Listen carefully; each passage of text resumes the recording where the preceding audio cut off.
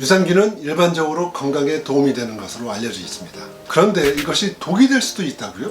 우리 몸이 안 좋은 상태에서 유산균을 먹게 되면 오히려 명현 반응처럼 부작용을 겪는 경우들이 많습니다.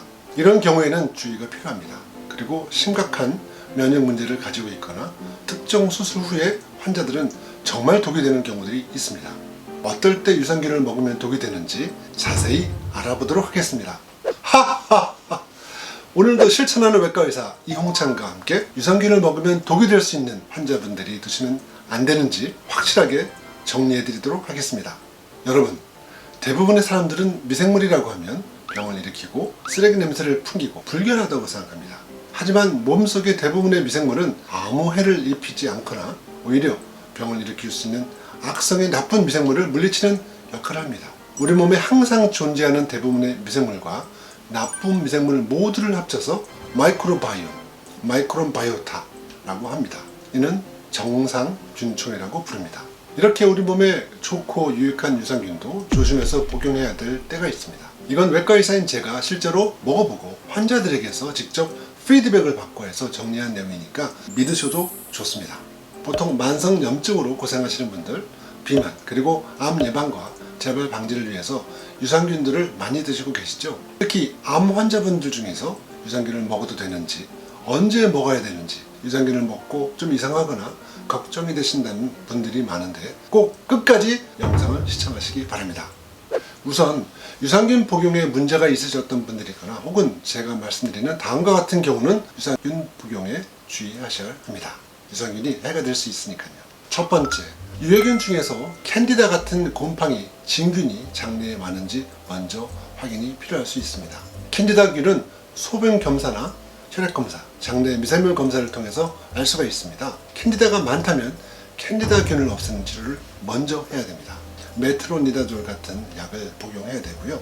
동시에 기존의 유산균 복용이 힘들다면 양을 좀 줄이거나 텀을 좀 주고 탄수화물, 당, 단백질 섭취를 줄이는 것을 먼저 해야 됩니다. 두 번째, 유산균을 먹어도 오히려 장내 가스나 복통, 변비나 설사 등이 생기면 SIBO, 소장 장내 미생물 과증식이 의심되는 겁니다.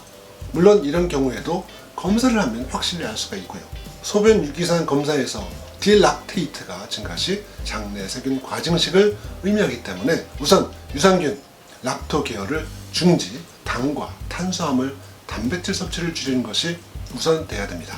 세 번째입니다. 장염, 장마비, 장절제 수술 후에도 발생 가능하기 때문에 이런 부작용을 예방할 장내 환경 조성이 중요합니다. 그래서 프락토올리고사카라이드 등의 프리바이오틱스, 소화 효소제, 오메가3, 초유 등을 먼저 사용하신 후에 유산균을 복용을 시작하시면 되겠습니다. 그리고 이것은 정말 중요합니다. 유산균 때문에 문제를 겪고 이를 해결한 후에 다시 유산균을 복용을 시작할 때는 히스타민 분비가 적은 중성의 유산균, 즉 스트랩토코커스 더모필러스나 락토바실러스 람노스스 위주의 복합 유산균으로 시작하시는 것이 중요합니다. 왜냐면요, 이 외 유산균들은 대부분 히스타민을 생산할 수도 있기 때문에 먹고 나서 가스나 복통, 설사 등이 생길 수가 있기 때문입니다. 그렇다면 이제 지금부터는 유산균 복용에 정말 주의를 해야 되는 독이 되는 경우를 알려드리겠습니다. 첫 번째입니다. 약한 면역력을 가지신 분들입니다. 에이즈, 장기 이식 환자들처럼 면역 억제제를 복용하시는 경우, 숏바울 신드롬과 같이 흡수 장애와 영양 실조를 더 유발할 수 있기 때문입니다. 두 번째, 궤양성 장염 환자들입니다. 특히 입원 치료를 할 만큼 심각한 궤양 환자들은 유산균을 먹고 더 안 좋아질 수도 있기 때문입니다. 세 번째, 심장 판막 이상을 가진 환자들입니다. 심장 내막증이나 판막에 감염 유발이 가능한 환자들의 경우에는 주의하셔야 되고요. 위내시경, 대장 내시경 할 때는 유산균 복용을 중단해야 됩니다. 아시겠죠? 유산균을 복용하고 해가 될 수 있는 분들이나 좀 전에 말씀드린 유산균 복용이 오히려 독이 될 수 있는 분들은 유산균 복용에 주의를 기울이셔야 됩니다. 결론입니다. 유산균 복용 후에 오히려 더 가스가 차거나 변비, 설사와 같은 증상이 생겨서 명현 반응처럼 부작용이 있으셨던 분들은 가급적 소변 유기산 검사, 혈액 검사나 장내 미생물 검사를 통해서 정확한 진단을 받고 식이 조절을 하시거나 혹은 곰팡이, 이승균처럼 유해균을 사멸하는 단계를 거친 후에 유산균을 복용하시는 것을 추천해 드립니다. 무수히 많은 유산균, 누구나 복용하고 있는 유산균에 대해서 조심해서 복용해야 되는 상황에 대해서 오늘 정리해드렸습니다. 그리고 다음 시간에는 어떤 균주의 유산균, 유익균들이 어떤 효능이 있는지에 대해서 정리를 해드리려고 합니다. 자신의 필요에 따라 적합한 프로바이오티스 보충제를 고를 수 있고 그거 위주로 섭취했을 때 효과가 더 크기 때문입니다. 기대해 주시고요. 좋아요, 구독, 실천 부탁드립니다. 하하하! 오늘도 실천하는 외과의사 이홍찬과 함께 하셨습니다. 위비양